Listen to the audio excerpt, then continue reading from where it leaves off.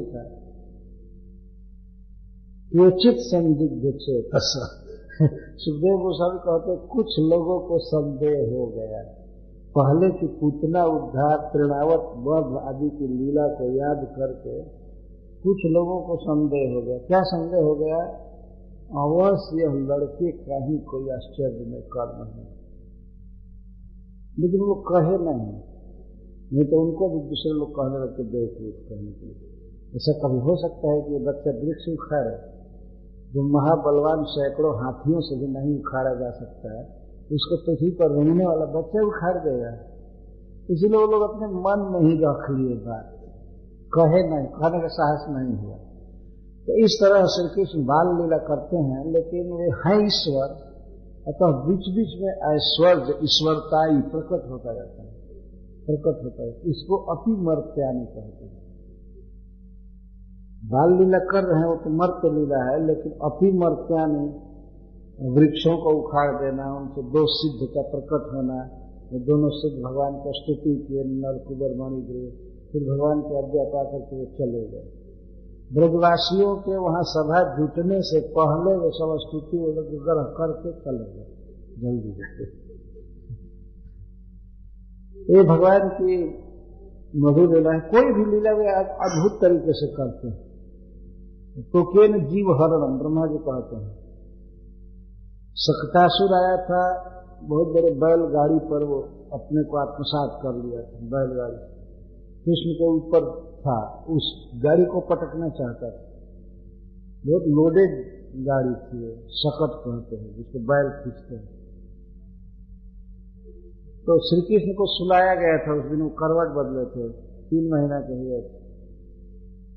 तो वो गाड़ी के नीचे उनको जगह मिली।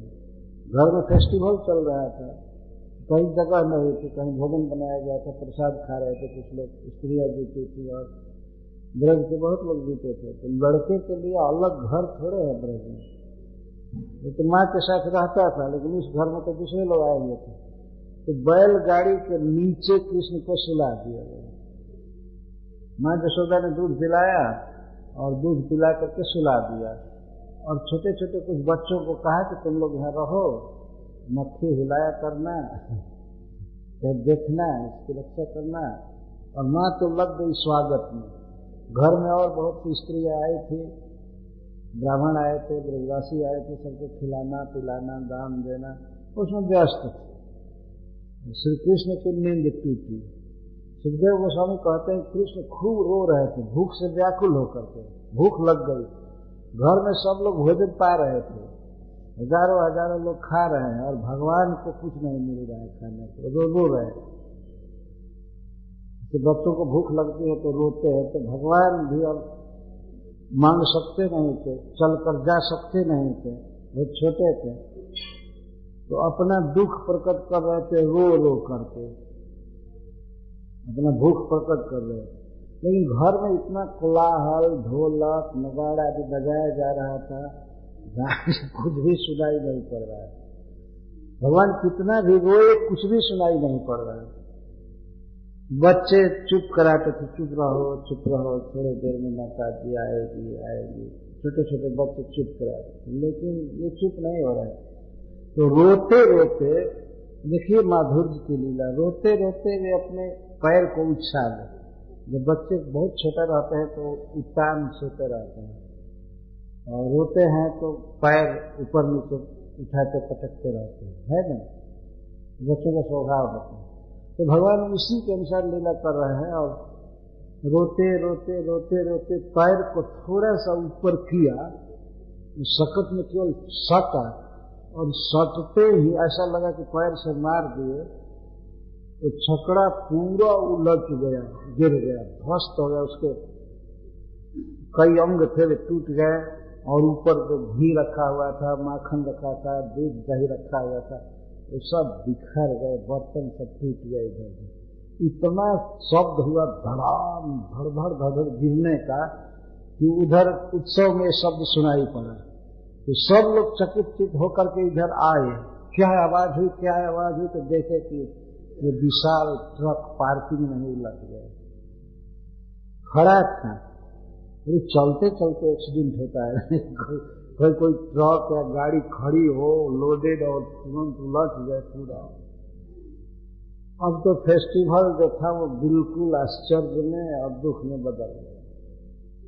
सब लोग शांत हो गए, कोई गान बजान नहीं। जो आधा खाया था उठ गया, कोई खाने बैठा था भी छोड़ करके भागा, और सारा उत्सव बंद।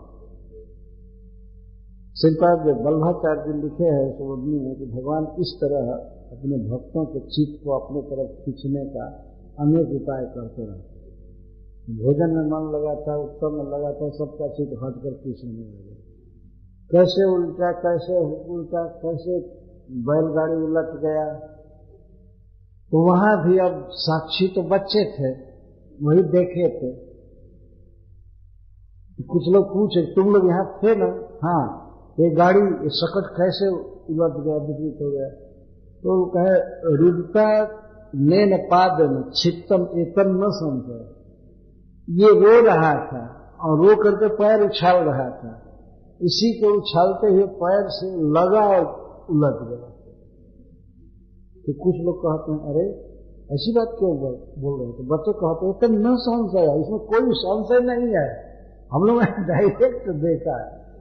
तो वे लोग बच्चों को कह रहे हैं बच्चों को कोई बुद्धि नहीं होती है, सब देखो इतना भारी लोड भी वजन लेकर के ये गाड़ी खड़ी थी, कैसे उलट सकती है? और न श्रद्धिरे गोपा, गोप लोग विश्वास नहीं किए क्योंकि बाल भाषितम थी। ये बाल भाषितम है, ये बच्चे की बोली है, बच्चे की बोली प्रमाण नहीं होती है। हरिश्वरी जी अपनी टीका में लिखते हैं देखो ये दुनिया कैसी अज्ञान से ग्रस्त है, दुनिया के लोग ग्रस्त। जो लोग डायरेक्ट भगवान की लीला को देखे हैं तो उनको बच्चा समझ करके कहते हैं ये नहीं जानते। जो कृष्ण तत्व को जानते हैं, कृष्ण का लीला तत्व इसी ने उलाटा है, तो उनको कहते हैं बाल भाषितम। ये तो सब बच्चों की बात है क्या? और जो सही बोल रहे हैं उनकी बात न मान करके सकट के उलटने का कारण आपस में सोच रहे हैं, क्या कारण हो सकता है, क्या कारण हो सकता है? निश्चित कोई असुर आकर के उलाट करके भाग गया होगा, कोई देव दैव लग रहा है, कुछ हो रहा है, या प्रेत बाधा हो रही है। हाय रे भगवान, हे नारायण, सब लोग कह रहे हैं आप कृष्ण की रक्षा कीजिए हे भगवान। और इसी के ऊपर गाड़ी उल्टी, ये भी आश्चर्य की बात है। इतना दिन कभी एक्सीडेंट नहीं हुआ, रोज छकड़ा वहां खड़ा रहता था। आज जब बच्चे को इसके अंदर सुलाया गया तो छकड़ा उल्टा, निश्चित कोई राक्षस आया था। उस दिन हम लोग लगे कहना उस दिन तृणावर्त आया था, उसके पहले पूतना आई थी, भगवान नारायण ने इस बच्चे की रक्षा की। यशोदा को कुछ लोग आकर कहते हैं रानी जी आपने निश्चित कई जन्मों में भगवान नारायण की पूजा की है, विष्णु की पूजा की है, इसी से आपके बच्चे पर बड़े बड़े संकट आकर के भी इसका कुछ भी नुकसान नहीं होता। बहुत पूजा की है भगवान की, अब हम समझ रहे हैं। कोई नहीं माना कि ये कृष्ण के पदाघात से छकड़ा उलट गया। श्री कृष्ण रोने की लीला कर रहे थे, इसके साथ ही एक ऐश्वर्य की लीला कर रहे बीच बीच में। तो कितना भी दबाया जाए, जो स्वरूप होता है वो कभी जा नहीं सकता है। कृष्ण वास्तव में भगवान है, ईश्वर है, इसलिए कोई भी लीला करे उनका ऐश्वर्य प्रकट हो ही जाता है। एक दिन कार्तिक के महीने में दीपावली के दिन गोप लोग मीटिंग कर रहे थे, उसके पहले ही गोप लोग ऐसे इष्ट गोष्ठी कर रहे थे। तो सोहरा में केस हुआ, श्री बलराम जी के साथ भगवान कृष्ण आए, 7 बरस के थे, 7 बरस के लड़के, और बलराम जी 8 बरस के थे। तो आए, गोप लोग आपस में मीटिंग कर रहे थे। वर्ष में एक बार पूजा होती थी, इंद्र भगवान की बहुत सामान सबके घर में जुटाया जाता था, बहुत पकवान, मिठाई, दूध, दही आदि इकट्ठा किया जाता था, पूजा होती थी। एक दिन पूजा होती थी इंद्र की। तो इसके लिए लोग अपन प्लान बना रहे थे, इष्ट गोष्ठी कर रहे थे, कैसे कैसे किया जाएगा। तो श्री कृष्ण आए और पिताजी को प्रणाम करके नंद बाबा को कृष्ण पूछे। बलराम जी को कहे थे कि तुम चुप रहना, मैं पूछूं। दोनों गए साथ ही। तो कृष्ण पूछते हैं, पिताजी बाबा आप लोग एक सभा कर रहे हैं तो लगता है कि कोई विशेष काम के लिए सभा किए है ना, कोई विशेष काम करना है। और गांव में भी देखता हूँ गोकुल में कि बहुत बड़ी तैयारी चल रही है, इधर कूटा जा रहा है, चिवड़ा कूटा जा रहा है और बाजरे का कुछ बनाया जा रहा है और सब नाना प्रकार के मिठाइयाँ बनाने की, पकवान बनाना, और सब साफ सुथरा किया जा रहा है, सजावट हो रही है। आप लोग मीटिंग कर रहे हैं तो ये क्या कर रहे हैं? भगवान ने पूछा कि आप लोग क्या कर रहे हैं? ये जो काम करने जा रहे हैं, नंद बाबा ने कहा सुनो, बच्चे है चुपचाप रहा करो, मत बोलो, तुमको क्या जरूरत है जानने की, जाओ खोलो तुम दोनों। क्या हुआ? और भी गोप लोग थे और उन्होंने इशारा भी किया नंद बाबा को, भगाइए इन लोगों को जाने चाहिए। फिर क्या है, ये क्या सुनेंगे, क्या समझेंगे? पूजा में आकर के कह रहे क्या हो रहा है। लेकिन कृष्ण का ऐसा प्रभाव था ब्रजवासियों पर, इतना वो होनहार बालक, उनको उनकी अवज्ञा कर देना लोगों के लिए संभव नहीं। और बड़े नम्र भाव से पूछे कि बाबा ये जो काम आप करने जा रहे हैं ये केवल लौकिक काम है या वेद में भी इसका उल्लेख है? शास्त्र भी करने के लिए इसको कहता है कि केवल लोकानुगति को लोक में कोई काम चलता है तो उसको देखा देखी कुछ लोग करते हैं, तो ये लौकिक है कि वैदिक है? बहुत अच्छा प्रश्न लड़का कर रहा है।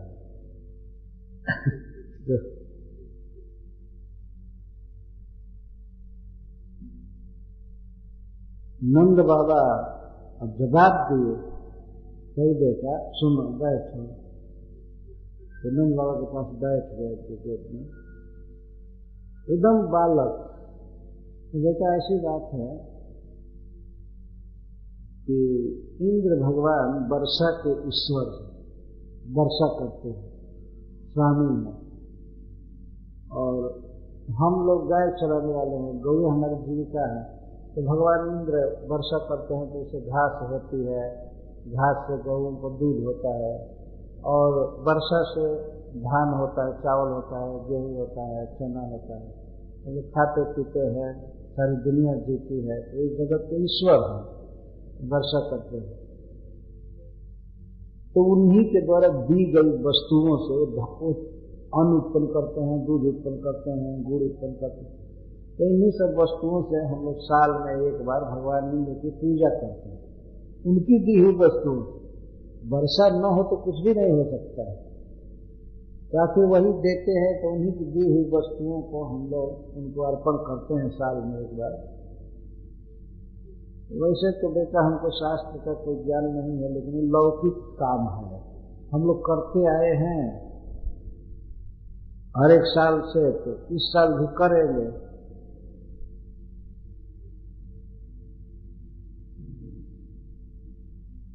कृष्ण ने कहा कि बाबा यदि किसी साल किसी को करने की शक्ति न हो और न करे तब, मान लीजिए किसी साल वो नहीं किया, तो नंद बाबा कहते हैं कि नहीं किया क्यों नहीं करेगा? तो मान लीजिए उसके पास अभाव रहा, नहीं हुआ, नहीं समान हुआ, या इंद्र में उसकी श्रद्धा नहीं है इसलिए नहीं करेगा। भगवान थोड़ा खुलने लगे, सबके प्रति श्रद्धा नहीं होती है, इंद्र के प्रति श्रद्धा न हो या किसी तरह से छोड़ दे। तो नंद बाबा ने कहा देखो, इस परंपरागत यज्ञ को अगर कोई लोभ से न करे या इंद्र के प्रति द्वेष करके न करे तो इसका मंगल नहीं होगा।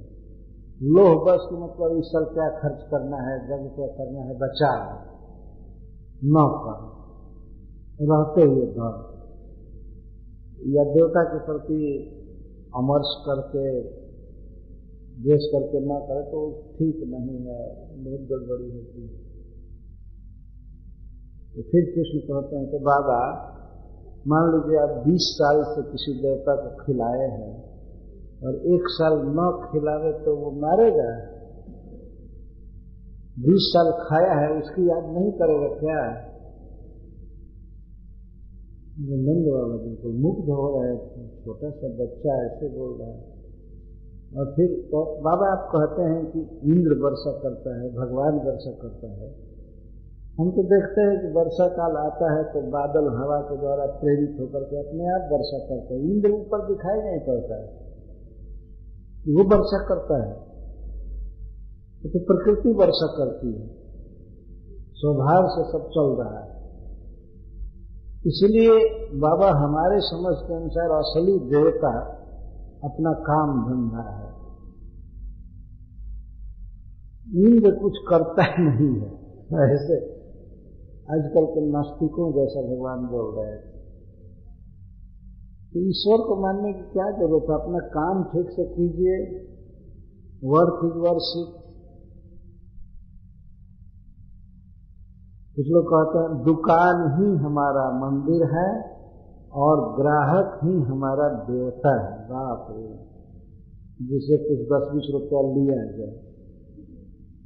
आजकल के लोग लिखते हैं दुकान हमारा मंदिर है और ग्राहक हमारे देवता है, डीटी। ग्राहक को संतुष्ट कर देना ही हमारा धर्म है। इतना मनमोहक शब्द लिखते हैं। एक बार मैं एक नेता का भाषण सुना था, बहुत वर्ष पहले। उसका नाम मैं यहां नहीं दे रहा था, अब वो नहीं है, तो शरीर छोड़ चुके हैं। बोल रहे थे सासाराम में, सुना। हमारा भगवान मंदिरों में नहीं रहता है, हमारा भगवान खेत में हल चलाता है। हमारा भगवान मजदूर बनकर फैक्ट्री में काम करता है।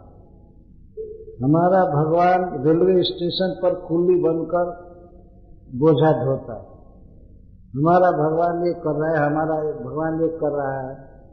तो मैं उसमें बैठा था, अपने मित्र से कहा कि और ये भक्त जी हेलीकॉप्टर से घूमते रहते हैं, उनके भगवान तो इधर उधर काम करते हैं और ये भक्त हैं। देखिए इनका लक्ष्यदार भाषण, भक्त ये कर रहे हैं। और कभी जा करके हल हाँकने वाले किसी किसान को छुड़ा करके कहते आप खा लीजिए, आपके लिए भोजन लाया हूं, मैं हल चला रहा हूं, तब माना जाता है कि तुम पूजा कर रहे हैं। केवल गरीबों के वोट को लेने के लिए ये सब भाषा का प्रयोग किया जाता है। कोई इसमें दम नहीं है। ऐसी बात बोले कि हमको समझे कि हमारा मसीहा है, हमारे फेवर में है, हमारे ये में कुछ नहीं है। वो तो अपने चक्कर में है। वास्तविक बात ये होती है। उस व्यक्ति की मैं बात कह रहा हूं, तो भगवान भी इस तरह से बोल रहे हैं, क्योंकि उनको इंद्र को क्रोध दिलाना, ऐसा सुखदेव जी कहते। बाबा अच्छा एक बात आपसे पूछता हूं, जहां लोग इंद्र की पूजा नहीं करते हैं वहां वर्षा होती है कि नहीं? अब तो गोप ऐसे ही कम बुद्धि के, और भगवान तर्क देकर के समझा रहे हैं तो क्यों नहीं मानेंगे? अच्छा दूसरी बात, जब आप लोग इंद्र को भोग देते हैं, भोजन जुटा करके मिठाई आदि, तो आकर के सामने खाए हैं? आर्य समाजी जैसा बोल रहे हैं, आकर के खाए हैं? आजकल कुछ लोग बोलते हैं ये मूर्ति कभी खाया है, इतना भोग लगाते हो? ये भगवान इस तरह से कभी कभी उनकी भी रुचि रखते हैं नास्तिकों के, जो भगवान को नहीं मानते हैं, तो भगवान उनके अनुसार बोल रहे हैं।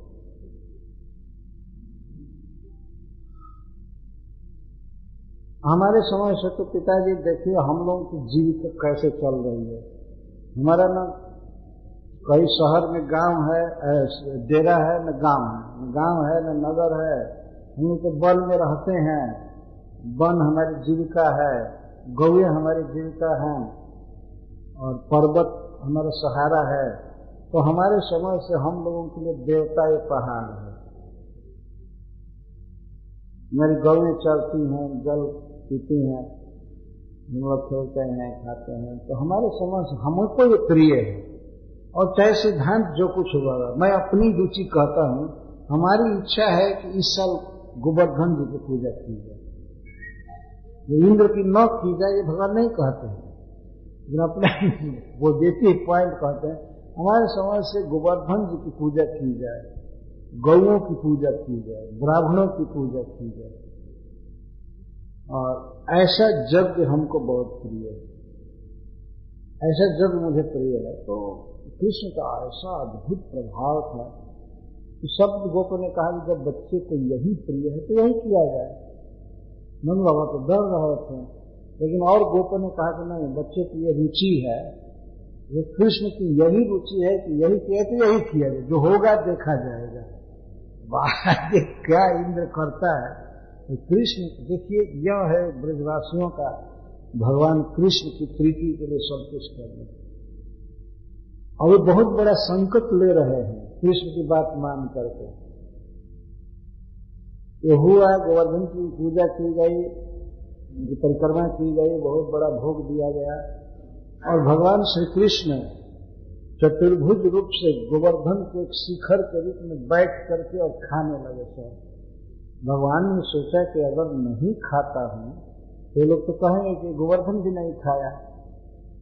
कहते थे कि इंद्र नहीं खाता है तो ये गोवर्धन भी तो नहीं खाया।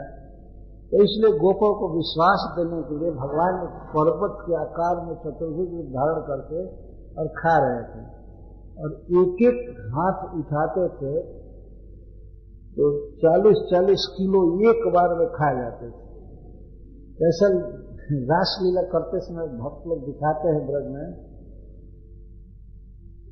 कृष्ण को डांटते हैं, तुम कैसा देवता पूजवा रहे हो, तो हम लोगों के लिए कुछ छोड़ेगा नहीं, सब यही खाता जा रहा है। अब इसको कहो कि अब चुप रहो, अब छोड़ दो, कुछ हम लोगों के लिए छोड़ो इसको रोको रोको रोको।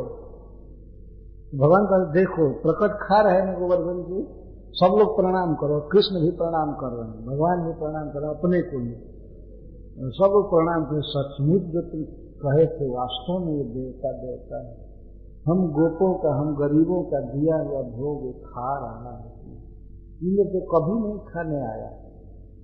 तो भगवान कहते तो क्यों व्यर्थ उसको खिलाते थे, जब खाने आता ही नहीं था।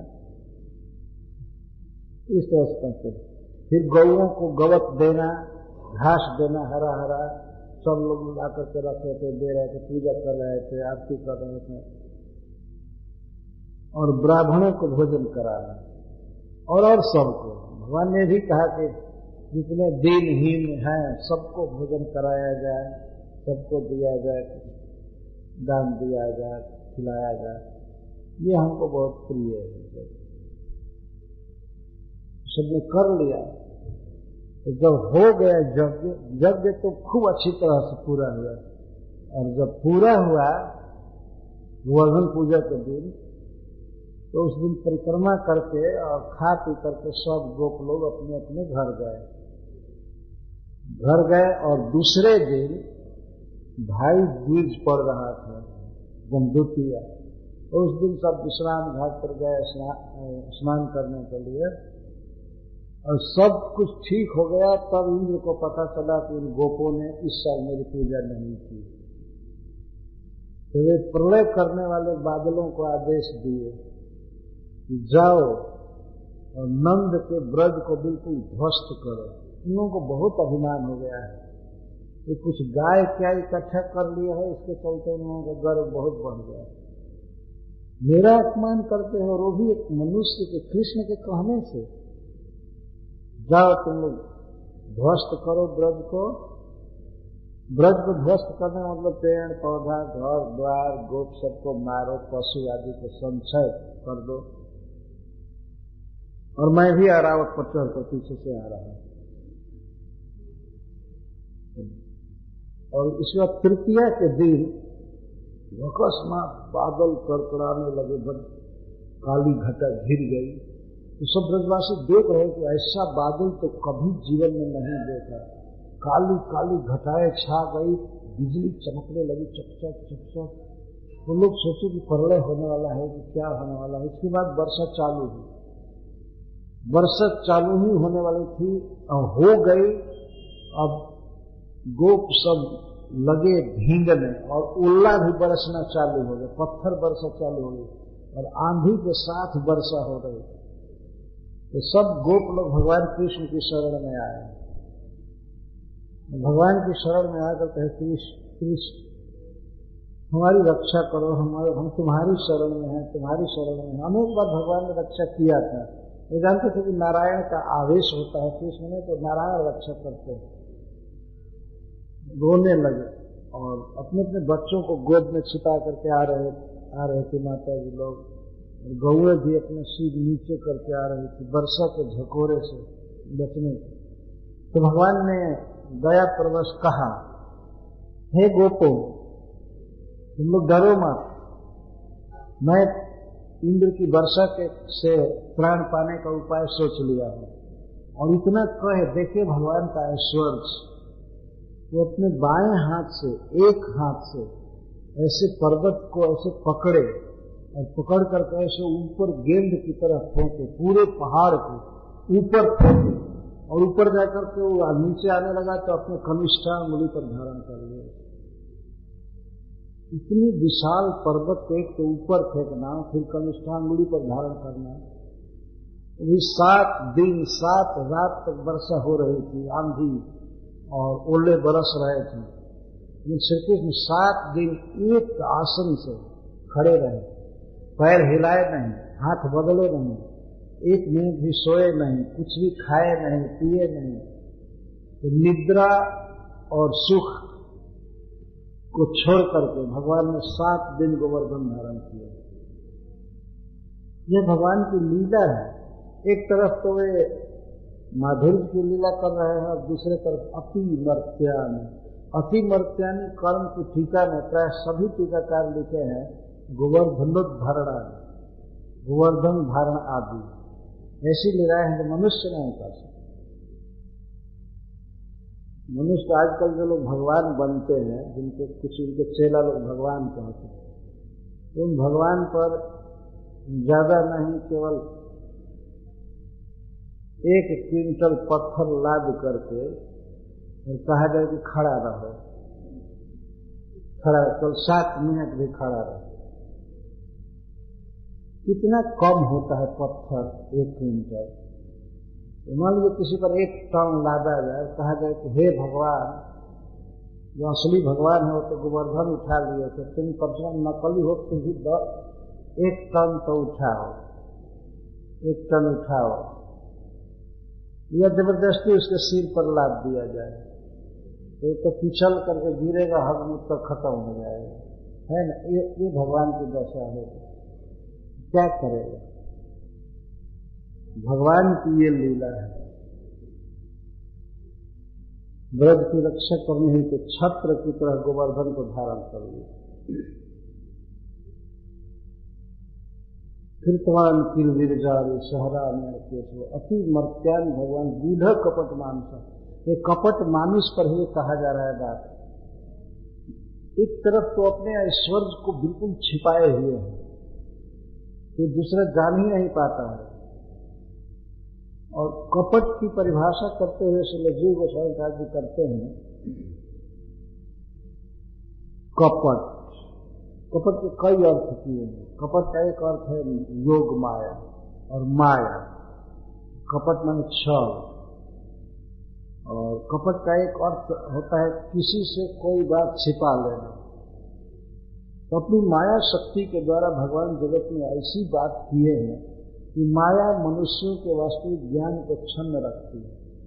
वो श्री कृष्ण के आकार और श्री कृष्ण की लीलाओं को देखकर सुनकर विश्वास ही नहीं करते हैं कृष्ण भगवान, विश्वास भी नहीं करते हैं और कृष्ण भगवान नहीं है ऐसी बातों को बोलते भी हैं। और कुछ तो और मूर्ख लोग आगे बढ़ जाते हैं, किताब भी लिखते हैं, कहते हैं अरे राम और कृष्ण क्या हैं, जैसे तुम हो हम हैं ऐसे ही वे थे।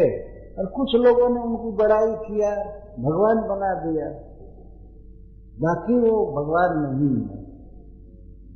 भगवान राम के विषय में कहते अगर वो भगवान होते तो सीता की खोज क्यों करते, भगवान होते तो जान जाते ना कि रावण चुरा कर ले गया, चाहे उसको मार के असंतोष करते जो करना था।